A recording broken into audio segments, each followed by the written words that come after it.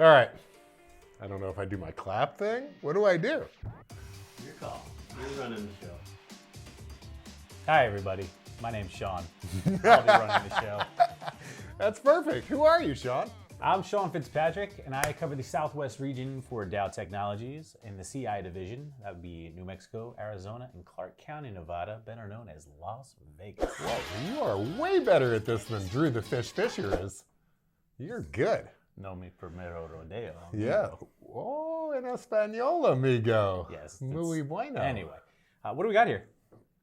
He is really good at this. This is the Red Atom Red IR kit. And it does what?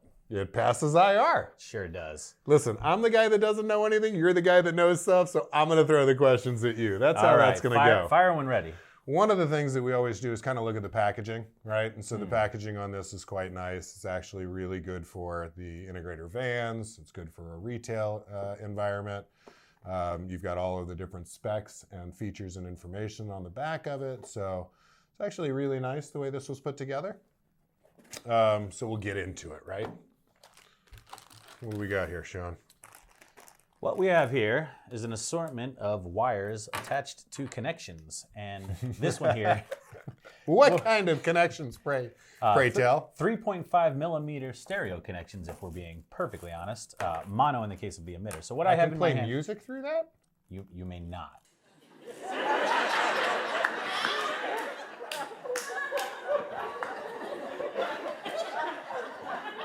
Oh, you said stereo. I got confused. That's what the connection's called. That's because of a tip, ring, and sleeve configuration at the end of the wire. At the other end, you have an IR receiver. This takes the signal from any remote, sends it along through this onto the connecting block, which Eric has taken out of the box right now. This connecting block actually has a couple of cool features. Indication lights for when signal is being received and power is active. It also has a Phoenix clip in case this is not located at the same spot as your head end. You can run a piece of category wire or any really 3-conductor wire to extend the signal received from this back to wherever the components happen to live.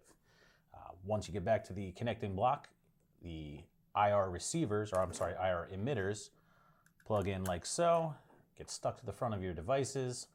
You're ready to control just about any electronic device that takes an IR signal. How's the form factor on that as far as it's not too bulky, right? It looks like the flashers that you have over there, the emitters are pretty nice. Yeah, these are all pretty much industry standard, nothing sticking out by way of size or even function for that matter. Everybody needs a good IR extender kit. Look no further than Red Atom. Yeah, so that's one of the things with these is sometimes these emitters can be pretty bulky, right? If you've seen some of those, you get a lot of the tips on here that are really, really bulky. They don't look nice. You can actually see those from where you're sitting in the family room, and that's not a nice look, right? And over here, same thing with the receiver. This is a small piece. It's going to go on the corner of the TV typically or somewhere on the cabinetry, and it's going to kind of blend in. It's not real big, chunky, clunky, right? What do you got there, buddy? Well, everybody who's worked with emitters knows that, we're typically doing work in some wealthy folks' houses. They often have cleaning staff that come and take care of things, and just about everybody's had somebody knock an emitter off of a piece of electronics. These are extra stickies, so when they have the inevitable... Sorry, I seem to have something stuck in my... Somebody get him some water, please. I am tripping. You're perfect, man. You're doing great. When the inevitable occurs, simply stick one of these back where the original had been, put it back on the device, and you're ready to rock. You're the technical guy. What is the rating on the sticky factor of the stickies? I believe it's sticky icky. Let's just back it up a moment. You just said... Sticky icky? Sticky icky. I don't know that you can say that on What the Fuck, but we'll go with it. And tell us a little bit about the manual. It's printed on paper in black ink. Instructions Quick, difficult? easy read, actually. No, it's very, very simple layout, very simple to install. You know, honestly, the installation of an IR repeating kit, It's pretty basic, right? yeah, Pretty simple. It's customer level simple, but they don't know what they need, so it's kind of up to us to make sure they get what they need. So the capabilities on this, you can see here, we've got 2 emitters, right? 1 sensor. We've got the power supply, the connecting block. Capability on this unit, it'll do up to 6 flashers. That's correct. 2 included in the package, but you have room for expansion. Contact your Dow rep. We can definitely get you a bunch of IR emitters out whenever you need them. Mm-hmm. Cool, fantastic. And who can we thank for giving us this to give away? Should we thank Drew? No. No. We'll thank the folks at Red Atom. Yeah.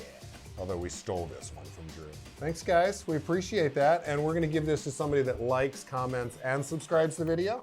That's correct. And I imagine we're going to get a lot more likes because Drew the Fish Fisher is no longer on the episode, making fun of Californian boxes. You don't know this. You haven't seen this. I just anxiously await. All right. Well, thank you guys for joining us and checking it out. We appreciate it. Hi, Jazzy. Oh, hi, Jazzy.